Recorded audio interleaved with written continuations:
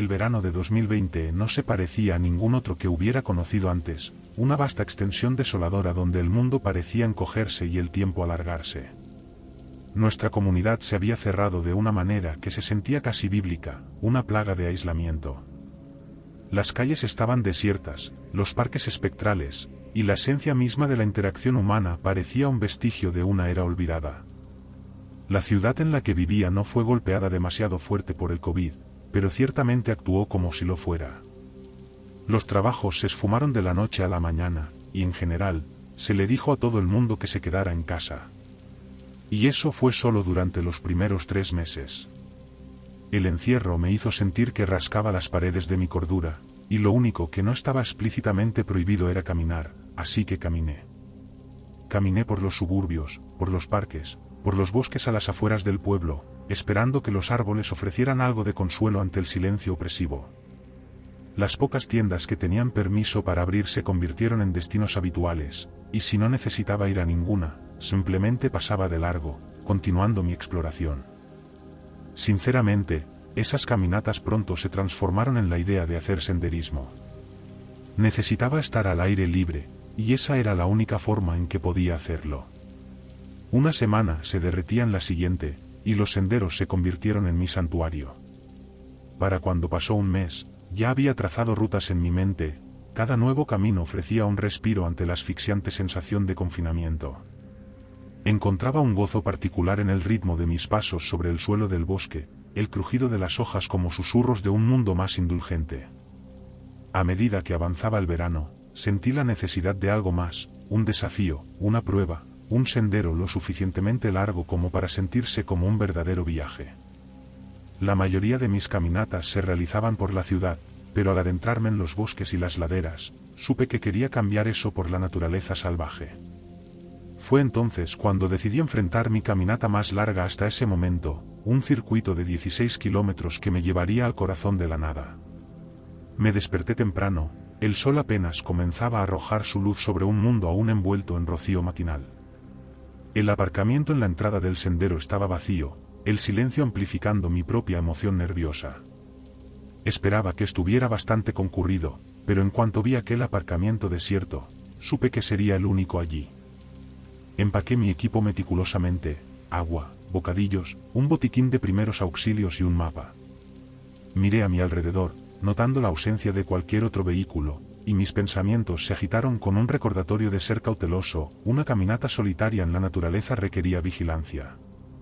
Al principio me resultaba emocionante, pero cuanto más pensaba en ello, más me dejaba llevar por la preocupación, ¿y si me rompía un tobillo?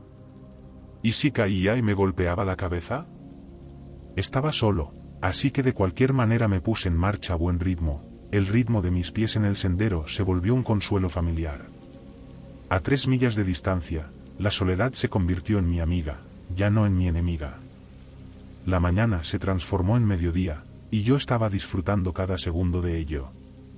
Me permití deambular un poco, sintiéndome en una falsa sensación de seguridad. El bosque era denso e implacable, y pronto me encontré saliéndome del camino, adentrándome en una parte inexplorada del bosque, un territorio que parecía tanto extraño como intrigante. Había un pico de piedra que sobresalía por encima de la línea de árboles, y cuanto más caminaba hacia él, más ganas tenía de acercarme y verlo por mí mismo. Por lo que podía ver, tendría que apartarme del sendero unos 3 kilómetros y caminar en línea recta hacia aquella formación montañosa. El terreno era bastante abierto, solo colinas polvorientas con algunos matorrales aquí y allá. Sabía, en el fondo, que sería una mala idea, pero me sentía seguro de mí mismo, así que continué con mi misión. Fue en esta parte desolada del bosque donde primero noté lo extraño, un par de zapatos desgastados tirados cerca de la base de un barranco, con los cordones enredados como si fueran un cajón desordenado. Junto a ellos, un par de camisas dobladas se agitaban con la brisa. Mi curiosidad se despertó, pero lo descarté como restos de excursionistas que simplemente se habían divertido demasiado. Seguí caminando hacia el lejano pico montañoso que había captado mi atención antes. El terreno se volvió cada vez más escarpado, y la rareza de la ropa abandonada parecía desvanecerse en el fondo mientras me enfocaba en ese pico dentado frente a mí. Fue entonces cuando noté algo peculiar en la tierra, unas líneas extrañas y patrones, casi como si algo hubiera sido arrastrado a través del suelo. Mi intriga inicial se convirtió en inquietud mientras esas líneas se extendían cada vez más, guiándome lejos de cualquier rastro reconocible y más adentro en la naturaleza salvaje. ¿Qué podrían ser?, pensé. Al principio, se me ocurrió que tal vez fueran serpientes o gusanos, pero había demasiados surcos, tendría que haber docenas de ellos para hacer todo aquello en la tierra. Luego pensé que podría ser alguna formación vegetal, pero nada tenía sentido realmente. Lo único en lo que podía pensar eran en los arbustos rodantes, pero mirando a mi alrededor, no vi ni uno solo. Mi sentido de la aventura comenzó a menguar mientras seguía esas inquietantes marcas, con mis pasos suaves sobre el terreno irregular. Las líneas se torcían y giraban, llevándome por un camino que parecía estirarse hasta el infinito. Después de lo que sentí como 2,5 kilómetros, finalmente avisté movimiento más adelante. La visión hizo que mi corazón latiera con una mezcla de miedo y curiosidad. Miré hacia abajo, a mis botas, para asegurarme de que esas extrañas líneas seguían ahí, incrustadas en el borde de un terraplén. Me atreví a asomarme por encima. A lo lejos los vi, hombres polvorientos y sucios reunidos en lo que parecía ser un círculo ceremonial improvisado a lo largo de la cresta. Sus ropas estaban andrajosas, sus rostros ocultos por la mugre y las sombras. Se movían con una precisión deliberada, casi ritual, levantando bloques de hormigón por encima de sus cabezas en un movimiento repetitivo. Los bloques tenían algo escrito, pero estaban demasiado lejos para que pudiera descifrarlo. Mi pulso se aceleró mientras observaba aquel espectáculo, un nudo de pavor apretándose en mi estómago. Los hombres cantaban al unísono, sus voces eran un murmullo bajo y monótono que parecía resonar con la tierra mientras levantaban los bloques una y otra vez. El líder, o lo que parecía ser el líder del grupo, caminaba entre ellos, una figura delgada y amenazante que blandía un instrumento fino y afilado. Golpeaba sus espaldas y pechos con él, haciendo que brotara sangre que relucía a la luz del sol abrasador. ¿Qué demonios era todo aquello? Continuaban forzándose, levantando los bloques mientras el líder gritaba y los azotaba con su látigo. Solo llevaban pantalones y shorts, sin zapatos ni camisetas. Ahora recordaba aquellas ropas abandonadas más cerca del sendero, y el misterio comenzaba a tener sentido. El resto de aquello me estremeció hasta la médula. Sentí un sudor frío en mi frente, los gritos de dolor de los hombres perforaban el silencio inquietante de la naturaleza salvaje, un escalofrío de horror se deslizó rápidamente por mi columna vertebral. Mis instintos me gritaban que me marchara, que corriera lo más lejos posible de esa grotesca escena, tan rápido como pudiera. Me di la vuelta, con movimientos torpes y apresurados, desesperado por regresar a la relativa seguridad del sendero. Traté de ser silencioso, pero la velocidad era mi principal objetivo. Pero el camino de regreso no era tan simple. Tropecé con la maleza, mi mente un torbellino de pánico e incredulidad. El bosque parecía conspirar contra mí, con ramas que se extendían como dedos esqueléticos. Fue un lento y agonizante regreso al sendero familiar, cada paso una lucha mientras mi corazón latía en mi pecho como si fuera un animal enjaulado. Detrás de mí, aún podía escucharlos gritar al cielo. Justo cuando salí de la maleza, me encontré con una vista escalofriante, otro grupo de hombres había llegado al barranco, quitándose los zapatos y las camisas, y colocándolos exactamente donde estaban las otras ropas. Se ataron cuerdas alrededor de la cintura, cada cuerda unida a un bloque de hormigón marcado con palabras de odio superpuestas. Me saludaron con asentimientos y gestos solemnes, sus rostros grabados con una resolución sombría. Sin decir una palabra, comenzaron su lenta y ardua caminata hacia el pico de la montaña. Mientras se alejaban, las cuerdas se tensaban y vi los bloques de hormigón arrastrarse por la tierra detrás de ellos. La imagen de ellos, decididos, graves y siniestros, quedó grabada en mi memoria. Observé hasta que desaparecieron en la distancia, sus figuras haciéndose cada vez más pequeñas contra el telón de fondo de ese pico imponente.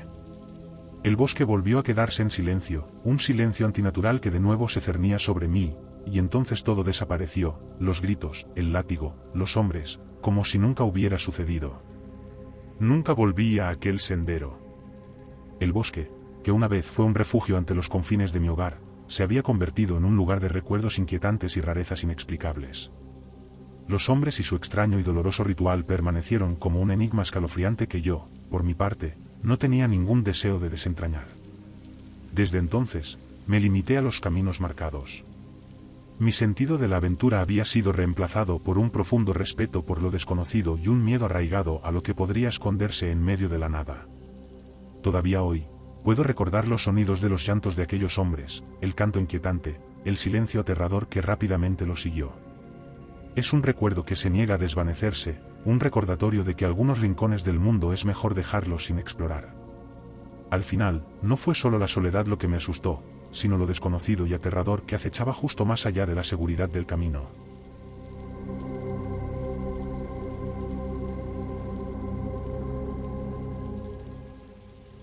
Mi infancia transcurrió en el húmedo y verde abrazo de un pequeño pueblo del Medio Oeste, donde la lluvia era tan regular como las campanas de la iglesia los domingos. Los veranos eran una mezcla peculiar de calor y humedad, y fue en ese clima pegajoso donde mi fascinación por las setas echó raíces. Me convertí en un micólogo autodidacta, dedicando los fines de semana a la interminable búsqueda de hongos.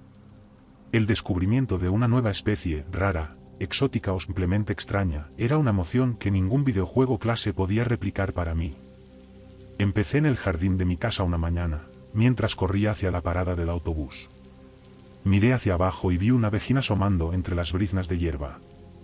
Literalmente, no podía creerlo. Me obsesioné y comencé a hurgar en los pequeños bolsillos de bosque alrededor de mi pueblo. Todos tenían algo que enseñarme, y en menos de un año ya conocía la mayoría de las especies locales. El cementerio del centro del pueblo, aunque inusual, se convirtió en uno de mis lugares favoritos para buscar. Era una pequeña parcela, quizás de un par de acres, enclavada en un fragmento más grande de bosque. El cementerio en sí estaba meticulosamente cuidado, pero los bosques que lo rodeaban eran una historia diferente, salvajes e indómitos, proporcionaban un entorno perfecto para que los hongos prosperaran. Así que encontré consuelo y aventura entre las lápidas, siempre en busca del próximo gran hallazgo. Los encargados del mantenimiento ya estaban acostumbrados a mí, sabían que era inofensivo, así que tenía libertad para deambular arriba y abajo por los senderos. Una mañana de verano, justo después de una tremenda tormenta, salí con una gran bolsa colgada al hombro y un profundo sentido de anticipación. La tormenta había transformado el mundo en un paraíso empapado. Sabía que ese día encontraría una gran cantidad de hongos. El aire estaba cargado con el olor de la tierra húmeda y las hojas en descomposición, una fragancia que para mí era tan embriagadora como cualquier perfume. No podía esperar a tener tierra bajo las uñas mientras llenaba mi saco con una gloriosa seta tras otra. Me adentré en ese cementerio, hice mi habitual barrido del área, pero no vi nada al principio. Decidí saltarme el cementerio y revisarlo en mi camino de vuelta. Crucé por el cementerio cubierto de hierba y me dirigí hacia la cerca del fondo. Pero, al acercarme, noté que algo no estaba bien.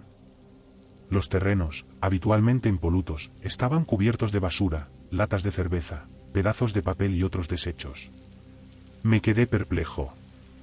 El cementerio era un lugar sagrado, meticulosamente mantenido, incluso el bebedor ocasional que se colaba aquí era rápidamente expulsado. Pensé que quizás la tormenta había arrastrado basura de otro lugar, aunque me inquietaba. La mitad de la basura estaba dentro del cementerio y la otra mitad estaba por fuera, justo más allá de la cerca. Claramente, alguien había organizado una fiesta a un lado o al otro y luego había dejado el desastre para que otros lo limpiaran. Salté la cerca como de costumbre, el metal frío contra mis palmas. El bosque tenía un silencio peculiar aquella mañana, roto solo por el sonido ocasional de mis botas aplastando la hierba embarrada. Zigzagueé entre los árboles, con los ojos escaneando en busca de los familiares sombreros y tallos de mis objetivos. Los hongos eran abundantes aquella mañana, cada grupo parecía invitarme a adentrarme más y más en el bosque. Pronto llegué al borde más lejano de la colina, donde normalmente descendía hacia el prado, pero hoy me detuve a examinar un extraño montón de objetos, ropa tirada, un montón de latas de cerveza y algo que parecía un fajo de bolsas de plástico. Era el tipo de basura que simplemente se sentía ajena en un lugar como este, fuera de lugar, ominosa. Miré nerviosamente a mi alrededor, pero impulsado por mi compulsión de cazar, aparté de mi mente aquella extraña visión y seguí adelante. En retrospectiva, fue una decisión muy tonta. Este pequeño bosque fuera del cementerio llevaba a un arroyo que salía del pueblo.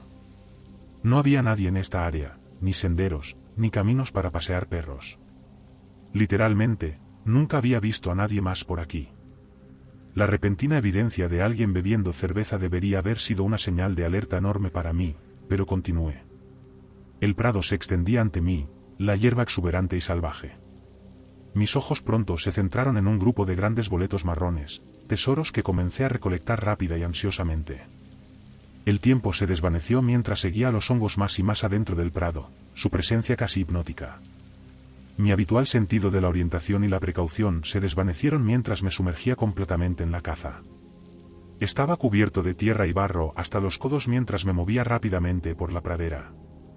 No fue hasta que finalmente levanté la vista que me di cuenta de lo lejos que había llegado. El terreno que antes me era familiar se había vuelto extraño para mí. Me encontré frente a un pozo de fuego carbonizado, sus piedras ennegrecidas y manchadas con los restos de antiguas llamas. Alrededor de ese pozo había varios objetos, una bolsa vacía, más botellas de cerveza y pequeñas figuritas de madera dispuestas en un patrón extraño. Lo más inquietante de todo era una tabla Ouija parcialmente quemada que yacía en el centro. Los bordes exteriores estaban chamuscados y curvados, pero el centro, el corazón de la tabla, permanecía intacto. Me miraba fijamente, con el planchet descansando en su centro, como una invitación macabra. Un escalofrío recorrió mi columna. Los hongos, aunque todavía abundantes, ya no parecían tan atractivos. En ese momento, reconocí que algo iba realmente mal. Los restos de aquel pozo de fuego y la tabla Ouija se sentían como una evidencia de algún tipo de crimen en el que había tropezado. Mis instintos me susurraban que diera media vuelta, pero el señuelo de los hongos era demasiado fuerte. Continué hacia el arroyo, mis ojos revoloteando nerviosamente a mi alrededor. Más adelante pude ver un enorme Poursini y quería atraparlo antes de regresar a casa. Cuando llegué a la última pendiente antes del arroyo, lo que vi fue a la vez aterrador y surrealista. Un hombre estaba de pie en el agua poco profunda lavándose la cara. Su ropa estaba rasgada y cubierta de lo que parecía ser sangre seca. El arroyo estaba turbio, pero las manchas carmesí eran inconfundibles.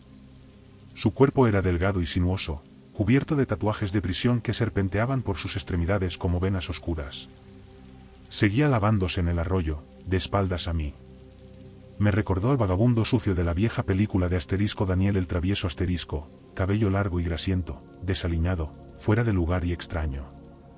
Lo observé más tiempo del que debería, atrapado por el impacto del momento. También entendía que esto no era una película, yo era un niño y él un hombre. Si decidía hacerme daño, probablemente lo conseguiría. Mi corazón latía con fuerza, resonando en mis oídos. Me congelé, sin saber si llamarlo o simplemente retirarme. Pero antes de que pudiera reaccionar, el hombre giró la cabeza, sus ojos captaron el destello del sol de la mañana y nuestras miradas se encontraron. Vi un destello de ira salvaje y frenética en sus ojos, parecía casi tan sorprendido de verme como yo a él. Casi me hizo reír en ese momento, y por un breve segundo, pensé que tal vez este tipo podría ser normal, que todo este intercambio podría ser normal, y que tal vez me había librado. Sin decir una palabra, salió corriendo del agua y comenzó a perseguirme cuesta arriba. El pánico me invadió al darme cuenta de lo equivocado que estaba. Solté mi saco de setas, su peso ya no me importaba. Corrí cuesta arriba hacia la cerca del cementerio, el único santuario que podía imaginar. La distancia parecía insuperable, cada aliento se sentía como fuego en mis pulmones. Miré hacia atrás y vi la figura esquelética del hombre acercándose lentamente, sus ojos estaban desorbitados de furia, sus gritos crudos y primitivos resonando entre los árboles. ¿Por qué demonios estaba gritando? Me asustó muchísimo, de hecho, pensé que me haría pis en los pantalones en ese momento. Aún así, la desesperación me empujó hacia adelante. Recé para que no pudiera mantener el ritmo cuesta arriba. Sus aullidos se hicieron más fuertes, una escalofriante banda sonora para mi huida desesperada. Su rabia era palpable, cada grito me recordaba el peligro que me perseguía. Mis piernas ardían, mi mente era un torbellino de terror. Me esforcé aún más, mis pies apenas tocaban el suelo.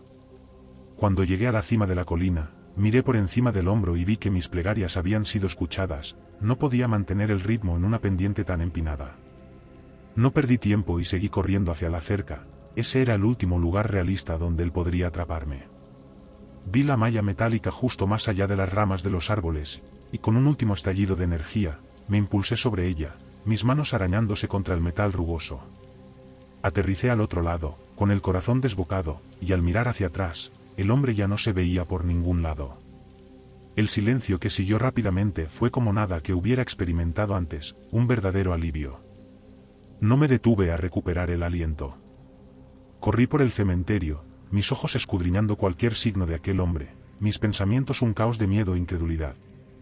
También mantenía los ojos abiertos en busca de algún encargado, de alguien a quien pudiera llamar la atención para hacerle saber que estaba en peligro, pero no apareció nadie. Cuando llegué al otro lado del cementerio, corrí a toda velocidad hacia mi casa.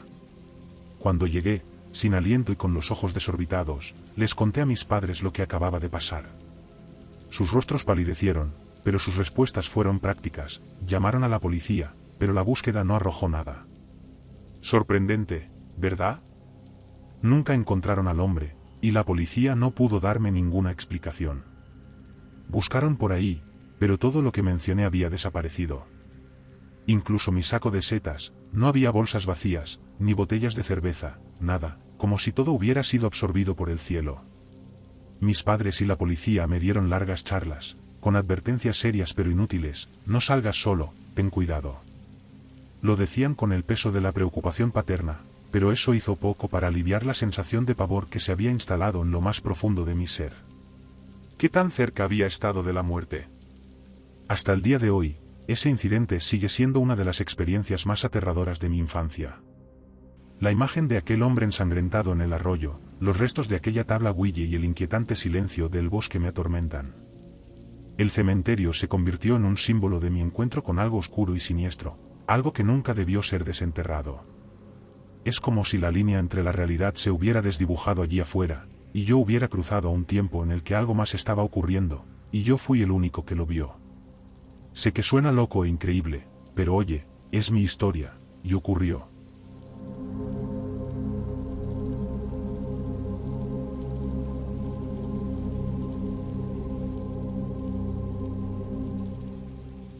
En 2006, estaba conduciendo un camión de plataforma.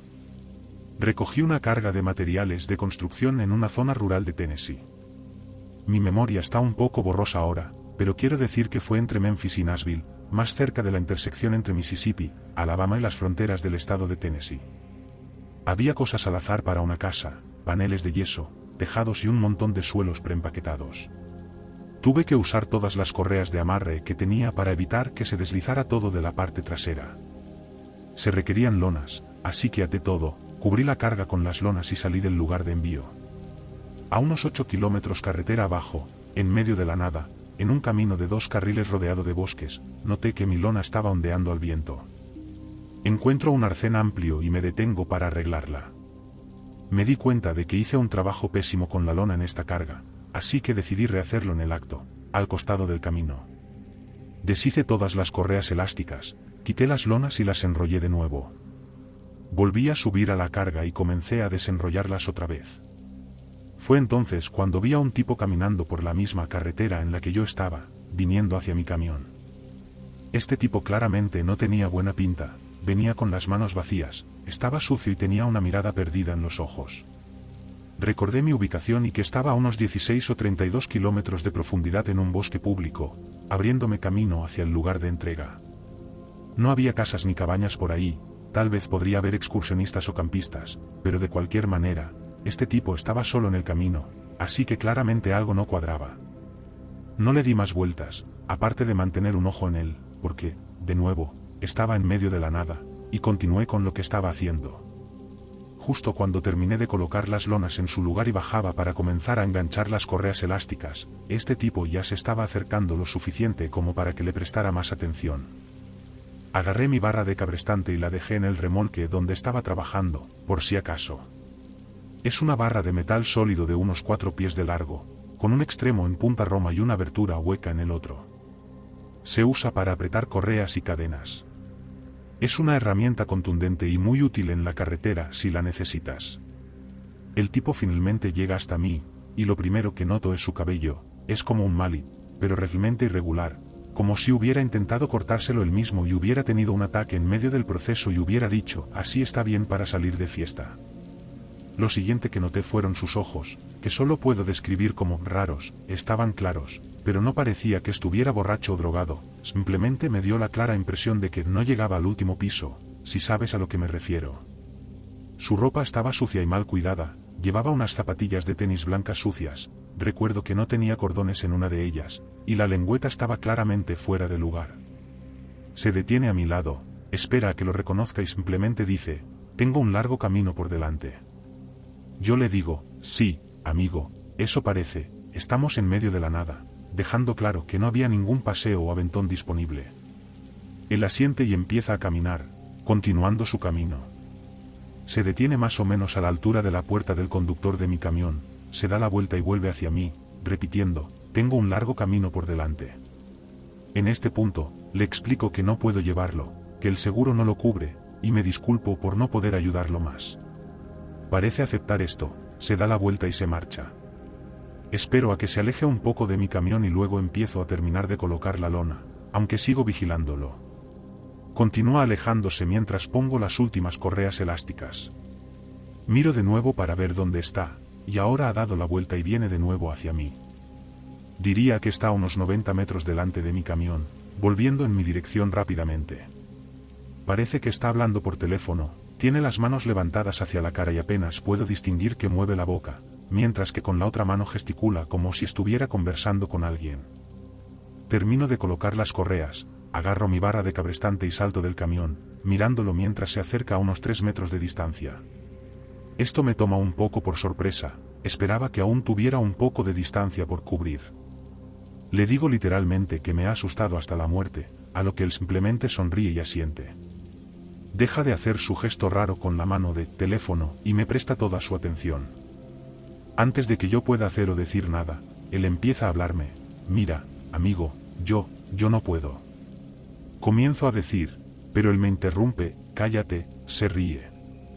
Tú no me puedes dar un aventón, ¿qué demonios acabas de decirme? No responde, solo da unos pasos seguros hacia adelante. Yo me encojo de hombros y doy los míos, levantando mi barra de cabrestante frente a mí como si fuera una espada. Ni siquiera la mira. Da un paso más y luego me sopla un puñado de arena en los malditos ojos. Me quedé instantáneamente cegado, casi caí de rodillas. Fue desconcertante, podía oír sus zapatos arrastrándose por la tierra alrededor de mí, moviéndose por la carretera. Entré en pánico y agité la barra un par de veces, sin conectar con nada. Sus pasos se escucharon un poco más lejos, y entonces se me ocurrió, estaba yendo hacia el camión. Bajé la mano y toqué el llavero en mi bolsillo, escuchando el clic audible del seguro al cerrarse. Maldición. Esperaba que hubieras dejado las llaves en el encendido, me confesó. Bueno, supongo que ahora tendré que quitártelas. Esto pasó de mal a peor. Rápidamente intenté quitarme la tierra de los ojos, pero no había manera, estaba incrustada ahí. Necesitaba agua o colirio para recuperar mi visión por completo. Aún así, podía ver un poco con el ojo derecho, así que hice lo mejor que pude para seguirlo con la vista mientras él se movía a mi alrededor. Hizo un par de intentos de lanzarse hacia mi bolsillo, y ambas veces lo aparté, pero sentí sus manos palpando arriba y abajo de mi pierna. La tercera vez, lo golpeé en el hombro con la barra, con todo lo que tenía. Soltó un gruñido fuerte y retrocedió unos pasos. En ese momento, mi visión empeoró de nuevo. Di un par de pasos rápidos hacia mi remolque. Ya no podía oírlo, todo había quedado en silencio. Me froté los ojos rápidamente otra vez, mientras lo hacía, sentí el remolque moverse. Me di cuenta de que había subido a él, ahora planeaba atacarme por detrás. Justo cuando di un paso hacia adelante, sentí su brazo enredarse alrededor de mi cuello. Gracias a Dios sentí el movimiento del remolque cuando lo hice. Por suerte, pude zafarme de él y correr hacia el camión. Me lancé adentro y cerré la puerta de golpe. Tan pronto como estuve en la cabina, cerré las puertas con seguro. Dejé la barra de cabrestante en el asiento del pasajero, por si acaso. Miré a mi alrededor buscando al tipo y me di cuenta de que ya no me estaba persiguiendo. Estaba hablando con su maldita mano de nuevo. Nervioso, porque aún no podía ver bien, noté que este psicópata estaba gritando a su mano, a solo unos 3 metros de distancia. Encendí el camión, metí la marcha y salí de ahí sin mirar si venía tráfico ni nada. Mientras pasaba a su lado, me miraba, aún sosteniendo su mano frente a su cara, con esa expresión muerta en el rostro, solo mirándome. Eso me dio escalofríos. Cuando alcancé la quinta o sexta marcha, miré en el espejo retrovisor y ya no estaba allí.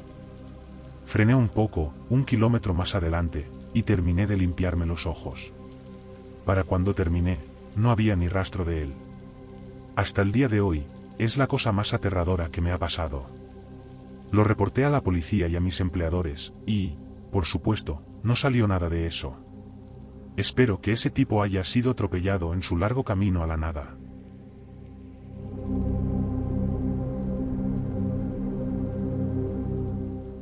Estaba conduciendo un camión modificado como un enorme autobús en los desiertos del centro de Australia, a más de 500 kilómetros del pueblo más cercano, sí, en medio de la nada. Como muchos de ustedes ya sabrán, gran parte de Australia es un vasto desierto despoblado, y la mayor parte del continente es inhabitable y se desaconseja incluso viajar a través de él. El 80% de nuestra población vive en la costa, por lo que, si decides conducir por el Outback, realmente solo te encontrarás con otros conductores, no con pueblos. Estaba en un charter de 5 días para recoger a unas mujeres ancianas aborígenes y llevarlas a hacerse sus revisiones médicas de salud femenina, penquelaus, mamografías, etc. Todo esto es necesario para estas mujeres, pero no tienen acceso a nada de eso en las áreas en las que viven. Hay médicos, pero muy básicos, rudimentarios, nada preparados para ofrecer tratamientos de salud femenina. El día que las llevé a hacerse lo que necesitaban, fuimos a un lugar llamado Matabi para que pudieran comprar en las tiendas de ropa y conseguir cualquier otra cosa que estuviera disponible en este pequeño pueblo minero de ópalo del sur de Australia. Es uno de los pocos centros poblados cercanos a estas mujeres que realmente puede satisfacer sus necesidades irregulares, ropa, una comida decente, tal vez incluso un artículo de lujo como el café. Cualquier cosa que no tuvieran en su aldea, podían encontrarla fácilmente en Matabi, a pesar de que este pueblo en sí es conocido por ser algo destartalado. Salimos de allí tarde, para hacer el viaje de 3 horas de regreso al lugar donde nos quedaríamos a pasar la noche. Al día siguiente, las llevaría a sus respectivas comunidades en el desierto. Este trabajo se hacía puramente por la comunidad. Si nadie se ofrecía a conducir para estas personas durante la noche, no tendrían acceso a medicinas ni a otras comodidades modernas. Las pasajeras se quedaron dormidas, ya que habían tenido un día muy largo y, como mencioné, el trayecto de vuelta a lo que era esencialmente nuestro hotel tomaría horas. Incluso la enfermera que viajaba con nosotros se quedó dormida. El lugar donde nos alojábamos era algo así como un albergue para viajeros que cruzaban el desierto, habitaciones muy baratas y sencillas. Tenía un sitio donde podía llenar el tanque de la camioneta e incluso revisar los neumáticos. Era un verdadero refugio seguro allá en el Outback. Así que allí estaba yo, solo en la cabina de un autobús construido a partir del chasis destrozado de un camión de la flota Mercedes, con mis 30 pasajeras durmiendo en la oscuridad del módulo de transporte justo detrás de la cabina. Diría que eran alrededor de las 9 de la noche. Recuerdo imaginarme como una mamá pato guiando a sus patitos a lo largo del camino. Hice lo mejor que pude para mantenerme enfocado, manteniendo los ojos bien abiertos, con mi música favorita sonando suavemente por los altavoces a mi alrededor, cualquier cosa para mantener la furgoneta en pie.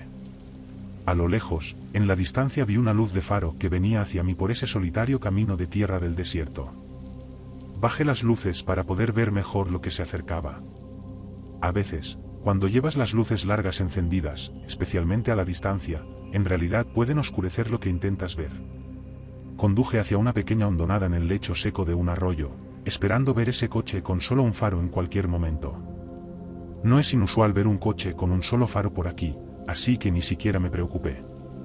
No sé por qué esperaba que tuviera solo una luz, pero recuerdo haber pensado que debía ser eso. Todo esto tendrá más sentido en un momento. Al salir de esa hondonada, volví a encender los faros altos y los focos. No había ningún coche, nada, solo un camino de tierra vacío. No había polvo en el aire, y podía ver bastante lejos delante de mí y hacia los lados. Estaba claramente solo. Mi piel se cubrió de un sudor helado al darme cuenta de que lo que vi ya no existía. Por eso pensé que era un coche con un solo faro. Era casi imposible cuantificar lo que fuera que vi, y mi cerebro decidió que era simplemente un coche con una luz fundida. Pero no había nada allí, solo el desierto vacío, el camino de tierra y yo, solo en la cabina.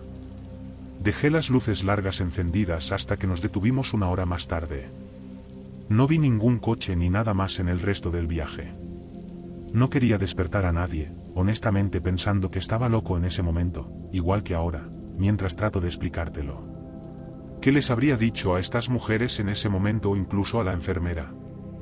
Nada de lo que podría haber dicho tendría sentido para ellas, así que simplemente las dejé dormir. Pasamos por otra hondonada en la carretera y pensé que lo vi de nuevo, solo por un segundo, una esfera de luz brillante, a unos 90 metros de distancia. Esta vez, venía directamente hacia el lado del autobús, por mi lado del vehículo, tan rápido que realmente me preparé pensando que iba a chocar contra mi puerta, haciéndonos derrapar por el camino. En su lugar, la luz se acercó a unos centímetros, tan cerca que pensé que podía sentirla a través del cristal, y luego simplemente se apagó, desapareció en la nada, igual que antes. Apreté el volante con fuerza y me obligué a seguir adelante en silencio en la oscuridad. Llegamos al albergue, pero antes de dejar salir a las pasajeras, les pregunté si alguna había visto alguna luz. Dijeron que no, que de qué luz hablaba. Les expliqué brevemente lo que había visto. Se quedaron completamente en silencio y se miraron entre ellas. Esperé, y al poco tiempo empezaron a hablar rápidamente en su propio idioma. Luego, todas bajaron del autobús. Parecían asustadas, nerviosas, queriendo alejarse del vehículo y entrar en la seguridad del albergue. No las culpé y no hice más preguntas, simplemente comencé a inspeccionar el autobús. Unos minutos después, un par de las mujeres se acercaron a mí y me pidieron que les contara exactamente lo que había visto, sin dejar nada fuera, que lo describiera todo, incluido el lugar donde lo vi. Les conté cada detalle, el minuto exacto en el que lo vi, cómo me sentí cuando lo vi y a qué distancia aproximada pensé que estaba. Cada detalle que les compartía hacía que las mujeres se estremecieran cada vez más. Me di cuenta de que algo estaba mal. Soy un tipo bastante grande, he vivido en 3 continentes. He sido policía, profesor, conductor de autobús, entrenador, camionero, de todo. Digamos que he visto mucho mundo y muchas cosas, así que soy bastante escéptico. Dicho esto, tengo la mente abierta y no me asusta mucho lo que hay en este mundo. Después de contarles todo a esas mujeres, desde el principio hasta el final, describiéndolo con detalles minuto a minuto, las 2 mujeres me miraron con los ojos muy abiertos, claramente asustadas, y nunca olvidaré la forma en que lo dijeron. Me llevo muy bien con la gente indígena del centro de Australia y sé cuando algo realmente les inquieta. Me dijeron, conductor, hemos tenido mucha suerte de que no te detuvieras, porque si lo hubieras hecho, nadie habría vuelto a vernos jamás. Todos habríamos desaparecido. Pregunté por qué, pero solo sacudieron la cabeza y me dijeron que no hablara más del tema. Dijeron que había asustado a todas las mujeres, que era una entidad muy antigua que había vivido en el continente australiano durante eones, quizá desde siempre. Lo tomé al pie de la letra y no volví a mencionarlo con ninguna de las pasajeras. Solo cuando volví a la ciudad donde vivía, saqué el tema otra vez. Pregunté a algunos amigos y compañeros de trabajo, y se rieron, diciendo que eran las luces de Min Min. Estoy seguro de que mucha gente ha oído hablar de las luces de Min Min en el oeste de Queensland. Pues bien, fuera lo que estas mujeres sabían y lo que yo vi en nuestro trayecto, estaban convencidas de que era algo con lo que no querrías encontrarte en el desierto, y sinceramente, les creo. Nunca había oído hablar de eso antes y luego descubrí que tenían razón, es uno de los mitos más antiguos de la historia de Australia. Solo lo vi una vez y solo por unos minutos. Parecía un faro de coche a un par de kilómetros de distancia en la carretera. Pero te diré algo, si las mujeres que vienen de esta zona, cuya gente ha sobrevivido en esta parte desolada y remota del continente durante 60,000 años, están preocupadas hasta el punto de estar asustadas, ciertamente no quiero meterme con lo que sea que fuera aquello.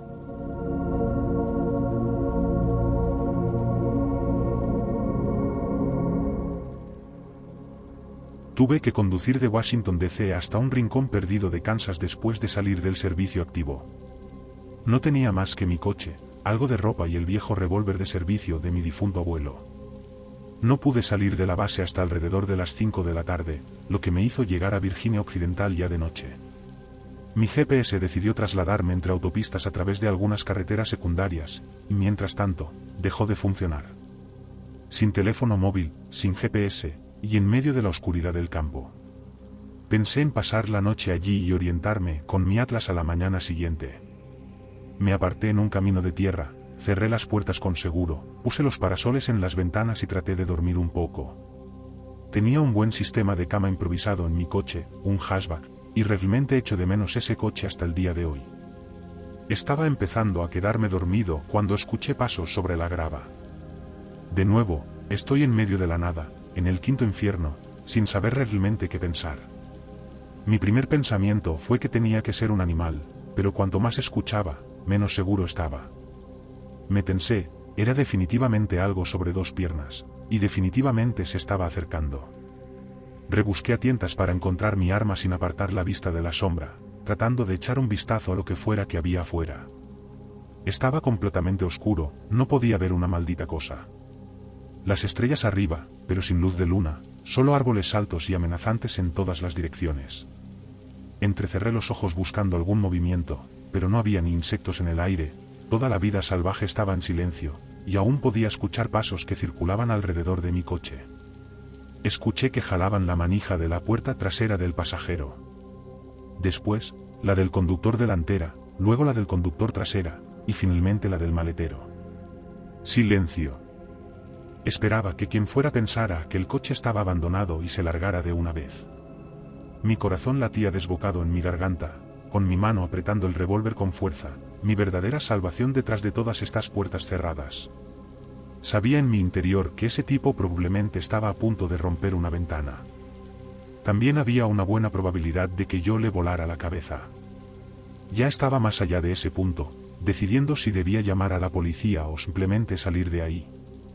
Apreté el percutor del revólver, y en cuanto hizo clic, escuché un golpe en el cristal del maletero. Arranqué de un tirón el parasol y vi a un hombre con una camisa de cuadros abierta, golpeando la ventana con los puños, con unos ojos que solo había visto en un conejo justo antes de ser sacrificado, desorbitados, aterrorizado. Quienquiera que fuera este tipo, estaba cagado de miedo, como si necesitara entrar en el coche a toda costa. Nuestras miradas se cruzaron, y él comenzó a gritar, ni siquiera palabras, solo gritos puros. Así que, de inmediato, le grité que le volaría la cabeza si no se largaba de una vez. Se echó a correr hacia la parte trasera del coche. Levanté la pistola y le mostré que no estaba bromeando. Él la vio, se quedó congelado, y luego comenzó a suplicarme que lo matara. Miro detrás de él y no hay nada allí, así que pienso que este tipo debe de estar borracho o drogado. El tipo vuelve a golpear el cristal, gritando, señalando la pistola y luego señalando por encima de su hombro, aunque un par de veces se apuntó directamente a la cabeza. Estaba todo patas arriba, y yo solo quería alejarme de él. Recobro el aliento y me subo al asiento del conductor, arranco el coche para largarme de ahí cuanto antes. De repente, mi ventana explota en pedazos, y él me agarra, tratando de sacarme del coche. No me lo podía creer, estaba aterrorizado. Me sentía torpe de narices mientras intentaba despejar la ventana. Estoy en el suelo, y él me está dando una paliza, pateándome sin parar. Estoy revolviéndome, intentando encontrar mi pistola, que se me cayó en medio de la confusión. No se ve por ninguna parte, y está todo oscuro. El tipo está pisoteándome las manos y dándome puñetazos en la cabeza. No podía creer lo rápido que habían cambiado las cosas. De la nada, aparece un tipo de mediana edad corriendo desde el bosque y le da un puñetazo al loco. Se enzarzan en una pelea, y yo encuentro la pistola debajo del coche. El primer tipo se larga, y apunto al segundo tipo. Él levanta las manos y me pide que no dispare, bastante racional cuando le pregunto qué estaba haciendo ahí. Literalmente, esto fue lo que me dijo: bueno, no estoy aquí para, arañas. Me explicó que estaba de vacaciones en una cabaña, escuchó los gritos y vino a ayudar. Le di las gracias y me largué de ahí. Encontré un Walmart a unos pueblos más allá y dormí debajo de una farola. Llamé a mi padre al día siguiente para decirle que llegaría tarde porque tenía que reemplazar una ventana, y luego le expliqué lo que había pasado la noche anterior. Cuando oyó lo de las arañas, se rió e hizo una broma sobre su padre, que siempre decía eso porque tenía un montón de amigos pilotos australianos. Aparentemente, significa algo así como, ¿qué, parece que estoy haciendo?